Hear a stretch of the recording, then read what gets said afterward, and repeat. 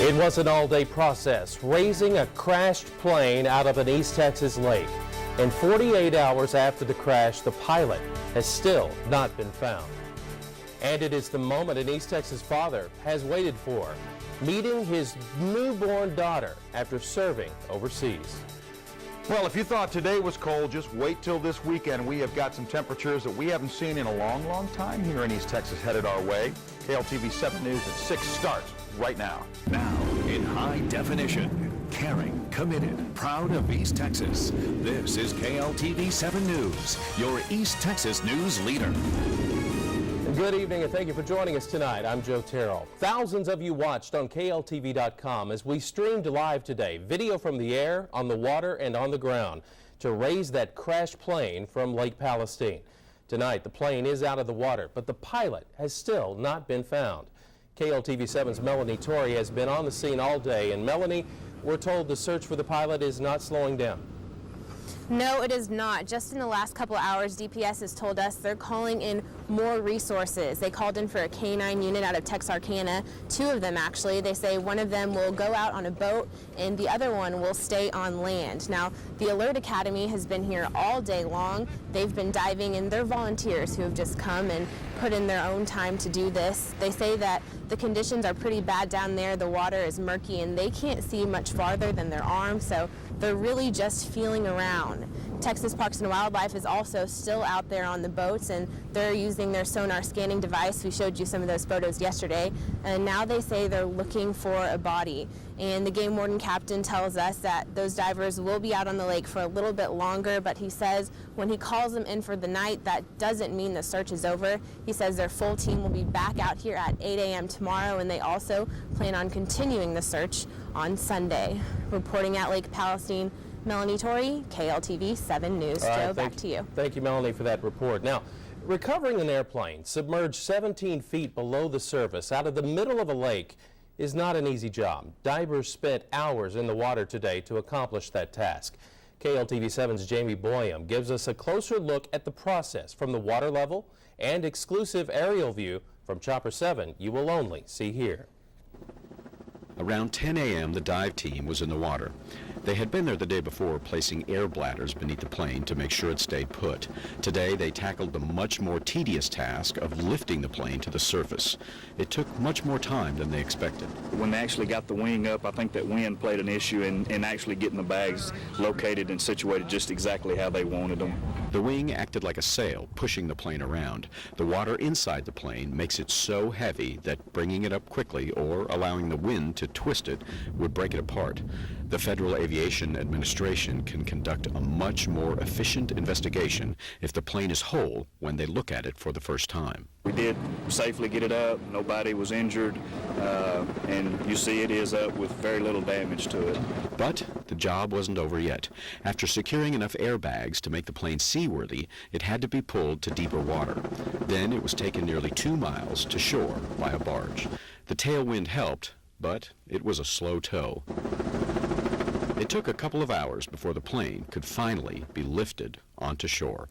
Jamie Boyum, KLTV 7 News. Moments after that shot you saw there, the FAA disassembled the plane, and they are now taking it to a secure facility to continue their investigation. We have put the raw aerial footage shot from Chopper 7 on our website. Just go to KLTV.com, and there on the homepage you'll find those links titled Raw Chopper 7 Plane Recovered from Lake Palestine. It was a chilly day across East Texas, but nothing that it compares to the temperatures we're going to get this weekend.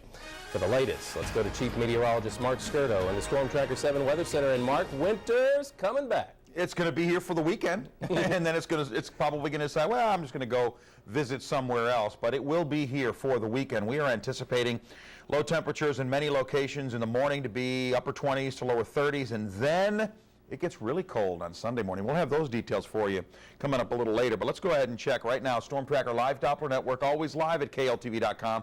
Notice over the northern counties, we're dropping into the low to middle 40s right now, and that fall will continue quickly until we settle into the upper 20s to lower 30s tonight. Notice a little bit of a breeze as well, so wind chills will be in the 20s when you wake in the morning. So if you have any early morning plans, Joe, make sure you are ready for them.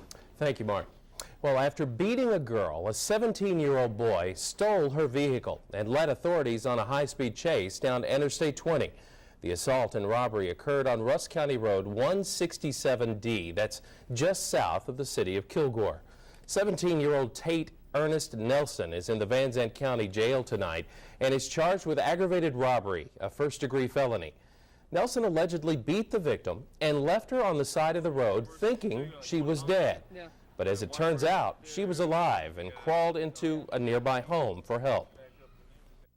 The girl come crawling through my door, and she laid on my floor, and she kept asking me not to let nobody harm her or anything because she was hurt. New tonight on KLTV 7 News at 10, we speak to this man who says the suspect asked him for help in hiding the girl's body. You will hear his story new tonight on KLTV 7 News at 10. An East Texas jury has ruled that a patent-holding company in Chicago is not entitled to royalty payments from major websites like Google and Yahoo. Eolus Technologies filed the original complaint back in 2009, and they claim to have created the technology that made the internet interactive. Well, the jury from the U.S. District Court right here in Tyler, where the case was tried, decided yesterday that Eolus Technologies' claims were invalid. An East Texas teenager is behind bars after a hit-and-run crash near the Leagueville community. This is just east of Athens. Sheriff's deputies tell us a 17-year-old turned himself in after the hit-and-run crash that killed a 19-year-old man. John Forrester of Athens is now charged with failure to stop and render aid. A Palestine man is out of jail after police say he crashed his truck into a Tyler building. Christopher Britton was booked in jail on a list of charges after the crash on Lake Street near ETMC in Tyler. We first showed you this video last night. Police say Britton was speeding at the time, and after crashing into the building, he took off on foot. Officers caught up with Britton just blocks away. Police say Britton was charged with driving while intoxicated and say he had a blood alcohol limit nearly 2 times the legal limit. The city of Tyler has implemented what they call a soft hiring freeze. In a soft hiring freeze, the city manager will scrutinize any requests to fill job vacancies, and he will only approve what he considers key personnel positions. The city of Tyler says sales tax figures are down, and that is why they have implemented this freeze. It is a welcome home unlike one we've seen in some time. Next on your East Texas News Leader, this man's mission at home to meet his newborn daughter. And the First Lady makes a Texas stop. Hear what she was doing at a North Texas recreational center. That's coming up. Plus, one man's dying wish to see his daughter's birth. A touching story you have got to see. That will be new tonight on KLTV 7 News at 10.